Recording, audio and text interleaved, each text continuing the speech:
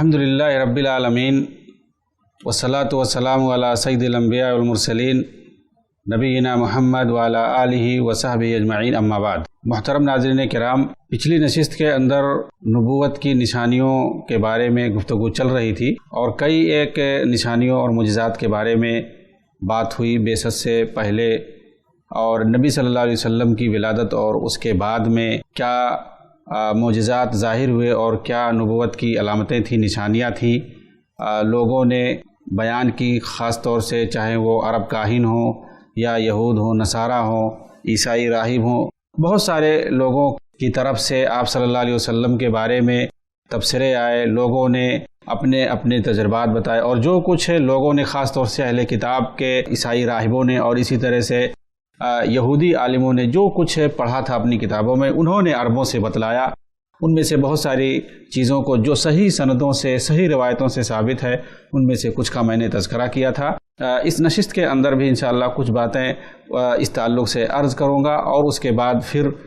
نبی صلی اللہ علیہ وسلم کی رضاعت کے بارے میں، ولادت کے بعد، چونکہ عربوں کے ہاں یہ طریقہ ہوتا تھا، خاص طور سے جو شہر میں ہوتے تھے، کہ وہ دیہات کے اندر اپنے بچوں کو بھیج دیا کرتے تھے فوری طور پر دودھ پلانے کے لیے، تاکہ اس کے کچھ مقاصد ہوتے تھے، انشاءاللہ وہاں پر بیان کروں گا۔ سر دست آپ لوگوں کے سامنے میں چند جو نبوت کی نشانیاں اور علامتیں باقی رہ گئی تھی ان کو عرض کروں گا۔ چنانچہ مکہ کے پتھروں کا سلام کرنا، جیسا کہ صحیح روایتوں سے ثابت ہے، اللہ کے رسول صلی اللہ علیہ وسلم کو مکہ کے پتھر سلام کیا کرتے تھے۔ حضرت جابر رضی اللہ تعالیٰ عنہ بیان کرتے ہیں، جابر ابن سمرہ قال قال رسول اللہ صلی اللہ علیہ وسلم انی لأعرف حجرا بمکہ کان یسلم علی قبل ان ابعث انی لأعرفہ الآن۔ صحیح مسلم کی یہ روایت ہے۔ حضرت جابر ابن سمرہ رضی اللہ تعالیٰ عنہ روایت کرتے ہیں کہ اللہ کے رسول صلی اللہ علیہ وسلم نے فرمایا، میں پہچانتا ہوں اس پتھر کو جو مکہ کے اندر ہے، وہ مجھے سلام کیا کرتا تھا نبوت سے پہلے، میں اس کو اب بھی پہچانتا ہوں، انی لأعرفہ الآن۔ اسی طرح سے آپ صلی اللہ علیہ وسلم کی آنکھیں سوتی تھی مگر آپ کا دل بیدار رہتا تھا۔ حضرت عائشہ رضی اللہ تعالیٰ عنہ کی روایت ہے، کہتی ہیں قال النبی صلی اللہ علیہ وسلم تنام عینایا ولا ینام قلبی۔ سنن نبی داؤد کی یہ روایت ہے، اللہ کے رسول صلی اللہ علیہ وسلم نے فرمایا کہ میری آنکھیں سوتی ہیں مگر میرا دل بیدار رہتا ہے۔ اسی طرح سے اللہ کے رسول صلی اللہ علیہ وسلم کے ہاتھ میں جو کھانے کا لقمہ ہوتا تھا، کہتے ہیں کہ وہ تسبیح پڑھتا تھا، جیسا کہ عبداللہ ابن مسعود رضی اللہ تعالیٰ عنہ کی روایت ہے، لقد كنا نسمع تسبیح الطعام بین یدی رسول اللہ صلی اللہ علیہ وسلم وهو یوکل، کہ اللہ کے رسول صلی اللہ علیہ وسلم کے ہاتھ میں کھانے کا جو لقمہ ہوتا تھا، جس وقت کی اسے کھانا ہوتا ہے، وہ تسبیح پڑھ رہا ہوتا تھا اور اس تسبیح کو ہم سن رہے ہوتے تھے۔ كنا نسمع تسبیح الطعام بین یدی رسول اللہ صلی اللہ علیہ وسلم، آپ کے سامنے جو کھانا ہوتا تھا وہ تسبیح وہاں سے پڑھی جا رہی ہوتی تھی، اس وقت اس کو کھایا جا رہا ہوتا تھا اور اس تسبیح کو ہم سنتے تھے۔ یہ اللہ کے رسول صلی اللہ علیہ وسلم کا خاصہ تھا، کیونکہ ایسا ممکن نہیں ہے، اس کو ہم معجزہ کہہ سکتے ہیں، نبوت کی نشانی کہہ سکتے ہیں۔ صحیح بخاری کی یہ روایت ہے۔ آپ صلی اللہ علیہ وسلم کا پسینہ خوشبودار تھا۔ یہ معروف ہے کہ پسینہ کسی بھی انسان کا ہو، اس کے اندر کچھ نہ کچھ بدبو ضرور ہوتی ہے، لیکن نبی صلی اللہ علیہ وسلم کا پسینہ خوشبودار ہوتا تھا۔ تو ظاہر سی بات ہے، یہ خرق عادت ہے، یہ طبیعت اور عادت کے خلاف ہے، کیونکہ پسینہ کسی کا جو ہے خوشبودار ہوتا نہیں ہے، اور نبی صلی اللہ علیہ وسلم کا پسینہ چونکہ خوشبودار ہوتا تھا، جس سے پتہ چلتا ہے کہ آپ صلی اللہ علیہ وسلم کی ذات جو ہے دوسرے لوگوں سے مختلف ہے، آپ صلی اللہ علیہ وسلم کا جسم اطہر جو ہے یہ دوسروں کے جسموں سے باقاعدہ مختلف ہے۔ سیدنا انس بن مالک رضی اللہ تعالیٰ عنہ اسی تعلق سے فرماتے ہیں، ما شممت ریحا قط ولا مسکن ولا عنبرا اطیب من ریح رسول اللہ صلی اللہ علیہ وسلم، رواہ البخاری۔ تو یہ صحیح بخاری کی روایت ہے، کہتے ہیں کہ میں نے کوئی بھی خوشبو نہیں سونگھا، نہ ہی کوئی مشک، حتیٰ کہ مشک عنبر بھی، کہ اللہ کے رسول صلی اللہ علیہ وسلم کی خوشبو سے آپ صلی اللہ علیہ وسلم کی ہوا سے زیادہ وہ پاک ہو۔ یعنی آپ صلی اللہ علیہ وسلم کے جسم سے جو خوشبو نکلتی تھی، جو خوشبو پھوٹتی تھی، اس سے زیادہ خوشبودار چیز میں نے آج تک سونگھی نہیں ہے، چاہے وہ عطر ہو، چاہے وہ مسک ہو، چاہے وہ مسک عنبر ہو، کوئی بھی چیز ہو، آپ صلی اللہ علیہ وسلم کے جسم اطہر سے جو خوشبو پھوٹتی تھی، اس سے زیادہ خوشبودار چیز میں نے آج تک نہیں سونگھی ہے۔ تو یہ خود سیدنا انس بن مالک رضی اللہ تعالیٰ عنہ کا بیان ہے، جو کہ آپ صلی اللہ علیہ وسلم کی خدمت کرتے تھے اور 10 سال تک آپ کی خدمت کی تھی، یعنی مدینہ میں جب آپ ہجرت کر کے آئے تھے فوراً انس رضی اللہ تعالیٰ عنہ کی والدہ ام سلیم رضی اللہ تعالیٰ عنہ لے کر کے ان کو اللہ کے رسول کی خدمت میں پیش کر دیا تھا، اور 10 سال تک انہوں نے آپ کی خدمت کی تھی۔ یہ بیان کرتے ہیں کہ اللہ کے رسول صلی اللہ علیہ وسلم نے کی خدمت میں نے 10 سال کی، ان 10 سالوں کے اندر کبھی آپ نے مجھے نہ مارا نہ جھڑکا۔ یہ اللہ کے رسول صلی اللہ علیہ وسلم کا ویوہار تھا، آپ صلی اللہ علیہ وسلم کا برتاؤ تھا اپنے خادموں کے ساتھ، کہ آپ اپنے خادموں کو کبھی جھڑکتے تک نہیں تھے۔ آپ صلی اللہ علیہ وسلم پشت کی طرف سے بھی دیکھ لیتے تھے۔ ظاہر سی بات ہے، انسان کا خاصہ ہے کہ وہ اس کے چہرے کے سامنے چونکہ آنکھیں ہوتی ہیں اور وہ اپنے سامنے ہی سیدھائی میں دیکھ سکتا ہے یا زیادہ سے زیادہ دائیں بائیں بغل میں دیکھ سکتا ہے، لیکن کوئی بھی انسان اپنے پیچھے پشت کی طرف نہیں دیکھ سکتا ہے۔ آپ صلی اللہ علیہ وسلم کی یہ خصوصیت تھی کہ آپ اپنے پشت سے بھی یعنی پیچھے سے بھی دیکھ لیا کرتے تھے، اور یہ صحیح بخاری اور مسلم کے اندر یہ روایت موجود ہے۔ ابو ہریرہ رضی اللہ تعالیٰ عنہ اس حدیث کے راوی ہیں، کہتے ہیں کہ اللہ کے رسول صلی اللہ علیہ وسلم نے فرمایا هل ترون قبلتی ها هنا فوالله ما يخفى علي ركوعكم ولا سجودكم انی لاراکم من وراء ظہری، رواہ البخاری و مسلم۔ اللہ کے رسول صلی اللہ علیہ وسلم نے فرمایا کیا تم سمجھتے ہو کہ میرا منہ ادھر ہے یعنی صرف قبلہ کی طرف ہے؟ اللہ کی قسم تمہارا رکوع اور سجدہ مجھ سے مخفی نہیں ہے، بے شک میں پیچھے بھی دیکھتا رہتا ہوں۔ ممکن ہے اللہ کے رسول صلی اللہ علیہ وسلم نے یہ بات اس وقت کہی ہو، پیچھے کچھ لوگ حرکت کر رہے ہوں تو آپ نے فوراً ان کو منع کیا اور کہا کیا سمجھتے ہو آپ لوگ کہ میں پیچھے نہیں دیکھتا ہوں؟ میں پیچھے بھی دیکھتا ہوں۔ تو لیکن علامہ ابن عثیمین رحمۃ اللہ علیہ اس حدیث پر تبصرہ کرتے ہوئے فرماتے ہیں، ریاض الصالحین کے اندر اس کی شرح میں فرماتے ہیں کہ یہ آپ صلی اللہ علیہ وسلم کے ساتھ خاص تھا، اور یہ صرف نماز کے ساتھ خاص تھا۔ یعنی آپ صلی اللہ علیہ وسلم یقینی طور پر آپ نے ایسا فرمایا ہے تو یقیناً آپ پیچھے سے دیکھتے تھے، لیکن یہ چیز صرف اور صرف نماز کے ساتھ خاص ہے۔ یعنی عام حالات میں آپ صلی اللہ علیہ وسلم ایسا نہیں تھا کہ پیچھے سے دیکھتے تھے، بلکہ نماز کے اندر آپ جس طرح سے آگے قبلے کی طرف دیکھتے تھے ویسے ہی پیچھے کی طرف بھی دیکھ لیتے تھے۔ یہ ابن عثیمین رحمہ اللہ کا اجتہاد ہے، اس کے بارے میں دوسرے علماء کیا کہتے ہیں میں نے اس کی تحقیق نہیں کی ہے، لیکن کیونکہ اس کے علاوہ دوسرے مقامات پر ایسی کوئی بات نہیں آتی کہ اللہ کے رسول پیچھے دیکھتے۔ ہاں نماز کے اندر کیونکہ آپ نے اس حدیث کے اندر اس بات کی صراحت کی ہے کہ تم لوگوں کا رکوع اور سجود یہ مجھ سے مخفی نہیں، یعنی تم لوگ کیسے رکوع کرتے ہو کیسے سجدہ کرتے ہو یہ میری نظر سے اوجھل نہیں ہے، اس کو میں دیکھتا رہتا ہوں۔ تو مطلب یہ ہے کہ اللہ کے رسول نماز کی حالت میں رکوع لوگوں کے یعنی مقتدیوں کے رکوع اور سجدے کو بھی دیکھ لیتے تھے کہ وہ کیسی حرکت کرتے ہیں۔ تو اسی لیے انہوں نے کہا کہ یہ نماز کے ساتھ خاص ہے، اس لیے کہ نماز کے علاوہ دوسرے اوقات میں اور دوسرے حالات اور ظروف میں ایسا کہیں نہیں کسی نے بیان کیا، نہ کوئی ایسی روایت آئے کہ آپ پیچھے سے دیکھتے ہوں۔ بہرحال ابن عثیمین کا یہ اجتہاد ہے، ان کا یہ قول ہے۔ مہر نبوت اسی طرح سے نبی صلی اللہ علیہ وسلم کے جو نبوت کی نشانی اور ایک بڑی علامت ہے وہ مہر نبوت ہے۔ آپ صلی اللہ علیہ وسلم کے پشت پر مہر نبوت ثبت تھی، اور کہتے ہیں کہ ہنس کا جو انڈا ہوتا ہے اسی طرح سے آپ صلی اللہ علیہ وسلم کے پشت پر ایک نشانی تھی، اور یہ چیز معلوم ہے تاریخ کے اندر آتا ہے کہ سلمان فارسی رضی اللہ تعالیٰ عنہ کو یہ چیز بتائی گئی تھی۔ عیسائی راہبوں نے یہ بات بتائی تھی کہ جو نبی آنے والا ہے، انہوں نے پوچھا ہم کیسے پہچانیں گے، تو ایک نشانی آپ نے یہ بھی بتائی تھی کہ مہر نبوت ان کے پشت پر ہوگی، تو انہوں نے یہ دیکھ کر کے پہچانا تھا باقاعدہ۔ اور ایک نشانی یہ بھی بتائی تھی کہ وہ بندہ صدقہ نہیں کھائے گا، بلکہ اگر ہدیہ دو گے تو ہدیہ کھائے گا لیکن صدقہ نہیں کھائے گا۔ تو سلمان رضی اللہ تعالیٰ عنہ کہتے ہیں کہ میں نے جب نبی کو دیکھا کہ یہاں مدینہ ہجرت کر کے آئے ہیں تو میں آپ کے پاس آیا کسی طرح سے اپنے مالک سے چھٹکارا حاصل کر کے، اور میں نے آپ کے ساتھ اس تجربے کو حاصل کیا، میں نے تجربہ کیا باقاعدہ، میں نے صدقہ کہہ کر کے دیا تو آپ نے انکار کر دیا، لیکن میں نے جب ہدیہ کہہ کر کے دوسرے دن لا کر کے کھانے کی چیز دی تو آپ نے لے لیا، تو مجھے پتہ چل گیا کہ آپ صدقہ نہیں لیتے ہیں، ہدیہ لیتے ہیں۔ اور اس کے بعد مہر نبوت کو میں نے پیچھے سے جا کر کے دیکھا، جہاں مجھے بتایا گیا تھا تو وہاں اس چیز کو میں نے پایا، تو اس طرح سے جب میں نے تحقیق کر لی تو میں مسلمان ہو گیا۔ تو بہرحال نبی صلی اللہ علیہ وسلم کی نبوت کی نشانی تھی مہر نبوت۔ اسی طرح سے آسمان پر چمکدار روشنی کا دیکھنا، صفر السعادہ کے اندر فیروز آبادی نے ذکر کیا ہے، ان النبی صلی اللہ علیہ وسلم قال لخدیجہ انی ارى ضوءا واسمع صوتا وانی اخشى ان يكون بي جنن قالت لم يكن الله ليفعل ذلك بك يا ابن عبد الله ثم أتت ورقة ابن نوفل فذكر ذلك له فقال إن يك صادقا فإن هذا ناموس مثل ناموس موسى فإن بعث وأنا حي فسأعزره وأنصره وأؤمن به۔ مسند احمد کے اندر تفصیل سے یہ واقعہ مذکور ہے کہ انہوں نے خدیجہ رضی اللہ تعالیٰ عنہ سے فرمایا تھا کہ میں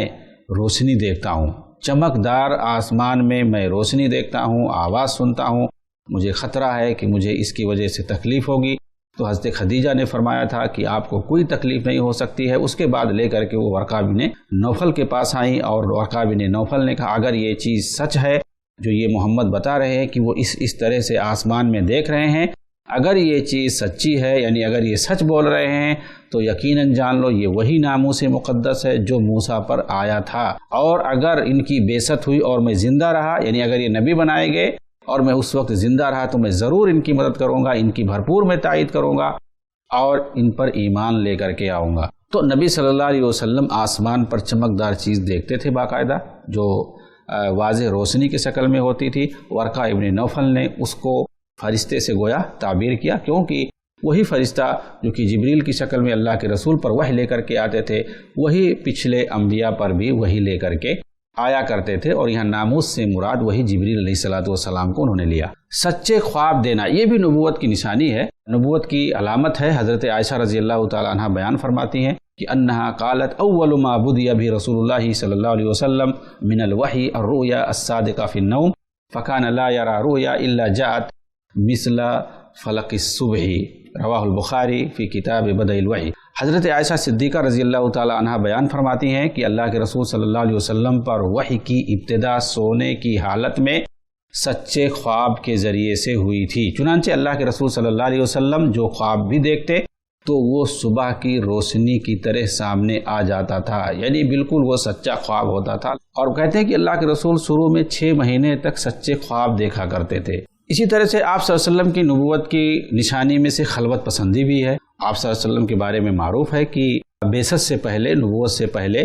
آپ خلوت پسند ہو گئے تھے، تنہائی پسند ہو گئے تھے، آپ گوشہ نشینی اختیار کرتے تھے، حتیٰ کہ غار حرا میں جا کر کے وہاں مہینے مہینے رہتے تھے، روزہ رکھتے تھے اور وہاں عبادت کرتے تھے، اللہ رب العالمین کی تسبیح بیان کرتے تھے، اللہ رب العالمین کی پاکی بیان کرتے تھے۔ حضرت خدیجہ رضی اللہ تعالی عنہ وہاں پر جا کر کے کھانا دے کر آیا کرتی تھی، تو یہ نبوت سے پہلے کی بات ہے۔ فَكَانَ يَأْتِي حِرَاءَ فَيَتَحَنَّسُ فِيهِ أَيَتَعَبَّدْ اللَّيَالِ ذَوَاتِ الْعَدَدِ وَيَتَزَوَّدُ لِذَلِكَ ثُمَّ يَرْجِعُ إِلَى خَزِيدَةٍ فَتُزَوِّدُهُ لِمِثْلِهَا حَتَّى فَجَاءَهُ الْحَقُّ وَهُوَ فِي غَارِ حِرَاء، رواہ البخاری۔ بخاری کے اندر یہ واقعہ مذکور ہے کہ نبوت سے کچھ پہلے آپ صلی اللہ علیہ وسلم غار حرا میں چلے جاتے تھے اور اس میں تنہا رہ کر کے اللہ رب العالمین کی یاد کرتے تھے، اللہ کی عبادت کرتے تھے، اور کچھ دنوں کا توشہ لے کر کے باقاعدہ جایا کرتے تھے۔ پھر اس کے بعد واپس آتے تھے اور پھر وہاں پر توشہ لے کر کے جاتے تھے۔ کہتی ہیں حضرت عائشہ یہاں تک کہ حق آپ کے پاس اچانک آ گیا،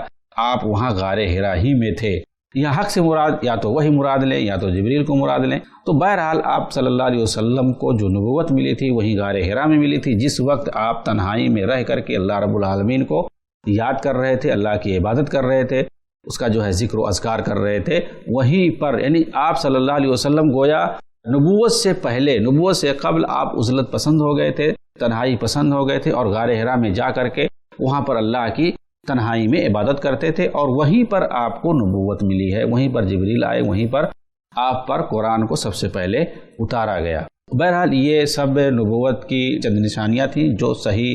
روایتوں سے ثابت ہیں، ورنہ آپ صلی اللہ علیہ وسلم کی نبوت کی نشانیوں اور علامتوں اور دلائل اور براہین کے طور پر بہت ساری کتابیں باقاعدہ لکھی گئی ہیں، اور ان کتابوں کے اندر بہت ساری ایسی روایتیں ہیں جو نہیں ثابت ہیں، بلکہ 90% روایتیں تو ثابت نہیں ہیں، بہت کم روایتیں ثابت ہیں۔ ان میں سے چند کو میں نے ذکر کیا ہے۔ آپ دیکھیں دلائل النبوہ بیہقی کی بہت بڑی کتاب، المواہب اللدنیہ اسی طرح سے ہے۔ تو اس طرح کی بہت ساری کتابیں آپ دیکھیں گے، کئی جلدوں میں باقاعدہ نبی صلی اللہ علیہ وسلم کی نبوت کے دلائل، نشانیاں، علامتوں کے بارے میں لکھا گیا، آپ کے معجزات کے بارے میں لکھا گیا۔ معجزات کچھ تو نبوت سے پہلے بھی ظاہر ہوئے تھے جس میں آپ کا کوئی دخل نہیں تھا، اور کچھ معجزات نبی صلی اللہ علیہ وسلم کی بعثت سے پہلے آپ کی ولادت کے بعد بھی ظاہر ہوئے، اس میں بھی کچھ میں آپ کا دخل تھا، جیسے شق صدر ہوا اور اس طرح کی بعض چیزیں. کچھ معجزات نبی صلی اللہ علیہ وسلم کی بعثت کے بعد ظاہر ہوئی، بلکہ ان کی تعداد آپ سمجھ سکتے ہیں بہت زیادہ ہے. تو معجزات کی کئی قسمیں ہیں، نبوت کی نشانیاں ہیں، دلائل ہیں، آپ کچھ بھی ان میں کہہ لیں، لیکن جو صحیح روایتوں سے ثابت ہے ان میں سے میں نے چند کا ذکر کیا ہے، ورنہ نبی صلی اللہ علیہ وسلم کی نبوت کی نشانیاں اور علامتیں تاریخ کی کتابوں میں بھری پڑی ہیں. بہرحال ان کی تحقیق کی ضرورت ہے، آپ ان میں اکثر کو ضعیف پائیں گے، الا یہ کہ جو نبوت کے بعد ہیں، جو صحیح روایتوں سے ثابت ہیں، ان کی تعداد کافی ہے، بہت زیادہ ہے. نبی صلی اللہ علیہ وسلم کی نبوت کی نشانیوں کے بعد اب ہم آتے ہیں آپ کی رضاعت پر. نبی صلی اللہ علیہ وسلم کی پیدائش کے بعد عربوں کے ہاں قاعدہ ہوتا تھا، اصول تھا کہ خاص طور سے وہ لوگ جو شہروں میں رہتے تھے ولادت کے بعد بچوں کو دیہات میں بھیج دیا کرتے تھے. آپ صلی اللہ علیہ وسلم کو بھی اسی رسم اور اسی رواج کے حساب سے دیہات میں بھیجنے کا انتظام کیا گیا، یعنی قبیلے بنو سعد کے اندر. تو آپ صلی اللہ علیہ وسلم کی رضاعت کا جو انتظام کیا گیا، دودھ پینے کا یا دودھ پلانے کا جو انتظام کیا گیا تھا، وہ قبیلے بنو سعد کے اندر. حلیمہ سعدیہ کا واقعہ مشہور ہے کہ وہ آئیں اور کیسے آپ کو لے کر کے گئی تھی. تو بہرحال اس کا پورا قصہ آپ تقریباً عربی کتابوں میں، اردو کتابوں میں، ہر جگہ آپ پائیں گے تفصیل سے کہ کس طرح سے بیان کیا گیا ہے تاریخی روایتوں میں. اور یہ سیرت ابن ہشام سے پورا واقعہ نقل کیا گیا ہے، اس کو ابن اسحاق نے نقل کیا ہے. بہرحال وہ واقعہ ہے، اس کی تفصیل میں ہم نہیں جائیں گے. بس اتنا کہ آپ صلی اللہ علیہ وسلم کو جو صحیح روایتوں سے ثابت ہے، خاص طور سے صحیح مسلم کے اندر ہے، وَاسْتُرْضِعْتُ فِي بَنِي سعد بن بکر، کہ مجھے رضاعت ہوئی ہے، مجھے دودھ پلایا گیا ہے قبیلے بنو سعد ابن بکر کے اندر. یہ روایت صحیح ہے. بہرحال اس سے ثابت ہوتا ہے کہ آپ کو رضاعت کے لیے قبیلے بنو سعد کے اندر بھیجا گیا تھا. دیہاتوں میں آخر رضاعت کی وجہ کیا ہوتی تھی؟ شہر میں جو رہتے تھے وہ اپنے بچوں کو دودھ پلانے کے لیے یا دایا کا جو انتظام کرتے تھے، وہ دیہات میں کیوں بھیج دیتے تھے؟ ایسا بھی تو ہو سکتا تھا کہ کسی دایا کو اجرت پہ رکھ لے اور اپنے گھر پہ رکھ لے، وہیں پہ وہ دودھ پلایا کرے. لیکن باقاعدہ ان کے گھروں میں بھیج دیا کرتے تھے کہ وہیں پہ رہے اور وہیں دیہات میں رہ کر کے بچہ دودھ پی. حتیٰ کہ صرف رضاعت کے ایام ہی تک نہیں محدود ہوتا تھا، بلکہ بچہ بڑا دودھ چھوڑ دیتا تھا، اس کے بعد بھی وہاں رہتے تھے بچے. یعنی بچے 3 4 5 6 سال کے ہو جاتے تھے تب تک وہاں پہ رہتے تھے، اس کے بعد بلاتے تھے. اس کی وجہ آخر کیا تھی؟ دراصل عرب چاہتے تھے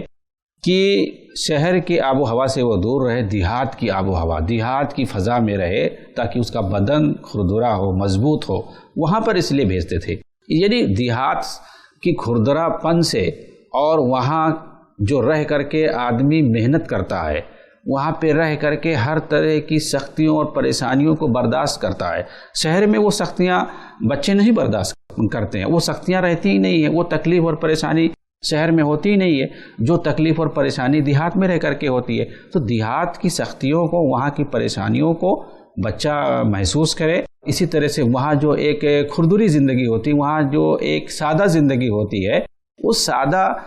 زندگی سے وہ مانوس ہو جائے، اس لیے بچوں کو وہاں بھیجتے تھے. دوسری وجہ یہ بتائی جاتی ہے تاکہ بچہ شہری امراض سے محفوظ رہے. وہاں جائے گا، وہاں بدن اس کا مضبوط ہوگا، اور شہر کے اندر مختلف قسم کے امراض اور وبا پھیلتے ہیں. تو وبا جو پھیلتی ہے، وبائی بیماریاں جو پھیلتی ہیں، امراض جو پھیلتے ہیں، وہ عام طور سے شہروں میں ہوتے ہیں. دیہات میں بہت کم اس طرح کی بیماریاں جو وبائی ہوتی ہیں پھیلتی ہیں. تو وبائی بیماریوں سے اور اسی طرح سے شہری بہت سارے امراض سے بچنے کے لیے بچوں کو وہ دیہات میں بھیج دیا کرتے تھے. اور اس لیے بھی تاکہ جسم وہاں پر طاقتور ہو جائے، مضبوط ہو جائے. ظاہر سی بات ہے،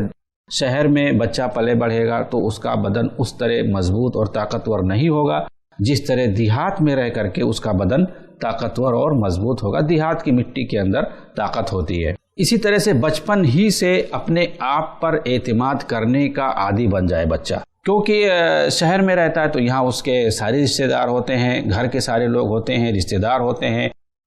بہت سارے لوگ ہوتے ہیں. تو کبھی اس کے گود میں، کبھی اس کے گود میں، کبھی اس کا ہاتھ پکڑ کے چل رہا ہے، کبھی اس کا ہاتھ پکڑ کے چل رہا ہے. تو وہ خود پر اپنا اعتماد نہیں کرتا، اس کا اعتماد دوسروں پر رہتا ہے. دوسرے لوگ ہمیشہ اس کو گائیڈ کرتے رہتے ہیں، اس کو بولنے کا موقع ہی نہیں دیتے ہیں. لیکن جب وہ دیہات میں جائے گا، وہاں تنہا رہے گا، اس کا وہاں نہ باپ رہے گا، نہ ماں رہے گی، نہ بھائی رہے گا، نہ بہن رہے گا، نہ دادی رہے گی، نہ نانی رہے گی. کوئی وہاں نہیں ہوگا، وہاں دوسرے لوگ سب اجانب رہیں گے، سب دوسرے لوگ رہیں گے، سب اجنبی لوگ رہیں گے، تو وہاں بچہ خود اپنے آپ پر اعتماد کرے گا، بہت ساری چیزوں کو وہ خود سے فیصلہ لے گا۔ اسی لیے وہ دیہات میں بھیجتے تھے، کیونکہ شہر میں رہنے سے بچہ خود کفیل نہیں ہوتا ہے، اور اسی طرح سے وہ خود اعتمادی اس کے یہاں نہیں ہوتی، جو دیہات میں رہ کر کے بچے کے اندر خود اعتمادی پیدا ہو جاتی ہے، اس لیے بھی وہاں پر بھیجتے تھے۔ اور پلس یہ کہ شہر میں اپنے گھر میں اگر وہ رہے گا تو یہاں جو اپنے گھر والوں سے، خاص طور سے ماؤں سے، بہنوں سے، نانیوں سے، دادیوں سے اور دوسرے رشتہ داریوں سے جو اسے لاڈ پیار ملتا ہے، اور اس لاڈ پیار کے اندر وہ بچہ چڑچڑاپن اس کے اندر پیدا ہو جاتی، وہ وہاں دیہات میں رہ کر کے، اجنبی کے پاس رہ کر کے، اجنبی گھرانے میں رہ کر کے وہ چیز اس کے اندر نہیں آئے گی، وہ لاڈ پیار اس بچے کو نہیں مل پائے گا۔ جو لاڈ پیار اسے گھر کے اندر مختلف خونی رشتے سے جو ملتا ہے، وہاں دوسرے کے گھر میں، اجنبی گھر میں ایک رہ کر کے، وہ بھی دیہات کے اندر رہ کر کے، وہاں پر وہ لاڈ پیار نہیں مل پائے گا۔ اس طرح سے بچے کے اندر خود اعتمادی پیدا ہوگی، تو اس لیے بھی عام طور سے بچوں کو دیہات میں بھیج دیا کرتے تھے۔ آخری وجہ، اور یہ بھی ایک اہم چیز ہے جس کی وجہ سے، ایک اہم سبب ہے جس کی وجہ سے بچوں کو دیہات میں بھیجا کرتے تھے، تاکہ اس کی زبان، اس کا لہجہ تمام قسم کی خرابیوں سے، یعنی لسانی خرابیوں سے اور لسانی غلطیوں سے محفوظ رہے، کیونکہ دیہات میں عام طور سے، عربوں کے اندر خاص طور سے، یعنی لوگ فصیح اللسان ہوتے ہیں، وہاں پر ان کی زبانیں فاسد نہیں ہوتی ہیں جس طرح سے شہروں میں زبان فاسد ہو جاتی ہے۔ چنانچہ کہتے ہیں کہ شہروں کے اندر زبان جلدی فاسد ہوتی ہے بنسبت دیہاتوں کے۔ کیوں؟ وجہ کیا ہے؟ کیونکہ شہروں کے اندر دوسری جگہوں کے لوگ شہروں میں آتے ہیں، وہاں ملنے کے لیے، خرید و فروخت کے لیے، اور دوسرے مقاصد ہوتے ہیں، تجارت کے لیے آتے ہیں، تو شہروں کے اندر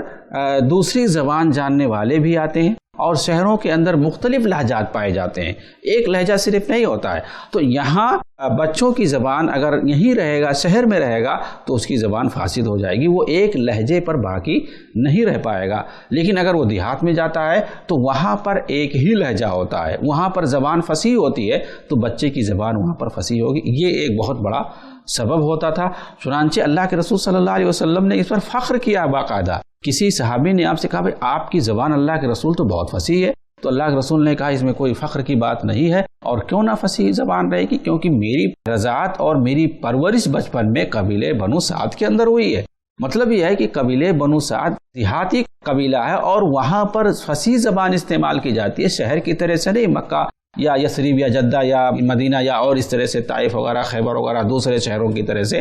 بلکہ وہ دیہاتی علاقہ ہے۔ قبیلے بنو سعد کے لوگ دیہات میں رہتے ہیں، اور وہاں پر بھیڑ بکریاں اونٹ چرائے جاتے ہیں، اور وہاں پر جو لوگ رہتے ہیں دیہات میں، ان کی زبان فصیح ہوتی ہے، اور میری پرورش بچپن میں وہیں پر ہوئی ہے، اس لیے میری زبان فصیح ہے۔ تو یہ چند اسباب تھے جس کی بنیاد پر نبی صلی اللہ علیہ وسلم کو، یا شہروں میں جو بھی بچے پیدا ہوتے تھے، عام طور سے وہ لوگ دیہاتوں میں بھیج دیا کرتے تھے بچوں کو، رضاعت ہی کے لیے نہیں بلکہ پوری پرورش کے لیے، بچپنا ان کا وہاں پر گزرتا تھا باقاعدہ۔ کہتے ہیں کہ حضرت حمزہ رضی اللہ تعالیٰ عنہ، جو کہ آپ صلی اللہ علیہ وسلم کے چچیرے بھائی ہیں، یہ رضاعی اعتبار سے آپ کے دو طرح سے بھائی لگتے ہیں۔ ایک تو چچا آپ کے ہیں ہی، رضاعی بھائی بھی آپ کے لگتے ہیں دو نسبت سے۔ ایک یہ کہ صوبیہ نے دودھ پلایا آپ صلی اللہ علیہ وسلم کو، ان کو بھی پلایا، اور کہتے ہیں کہ حلیمہ سعدیہ نے بھی دونوں کو دودھ پلایا تھا۔ تو اس طرح سے حضرت حمزہ آپ کے دوہرے رضاعی بھائی ہو گئے ہیں، اور یہ چیز صحیح ہے۔ حضرت حمزہ سے اللہ کے رسول بہت پیار کرتے تھے، بہت محبت کرتے تھے۔ آپ اندازہ لگائیں کہ غزوہ احد میں جب ان کو شہید کیا گیا تو آپ کو بڑی تکلیف ہوئی تھی، حضرت حمزہ رضی اللہ تعالیٰ عنہ کی وجہ سے، کھو دینے کی وجہ سے آپ بہت زیادہ رنجیدہ خاطر ہوئے تھے۔ میں اپنی اس گفتگو کو یہیں پر ختم کرتا ہوں، انشاءاللہ اگلی نشست میں اسی بات کو جاری رکھوں گا، تب تک کے لیے انتظار کیجیے۔ آمین وآخر دعوانا ان الحمدللہ رب العالمین، والسلام علیکم ورحمۃ اللہ وبرکاتہ۔ سچ بات لوگوں تک پہنچانے میں آئی پلس ٹی وی کی مدد کریں۔ پیٹریون میں آئی پلس ٹی وی کے سپورٹر بنیں۔ ایسے ہی اور ویڈیوز بنانے میں ہماری مدد کریں۔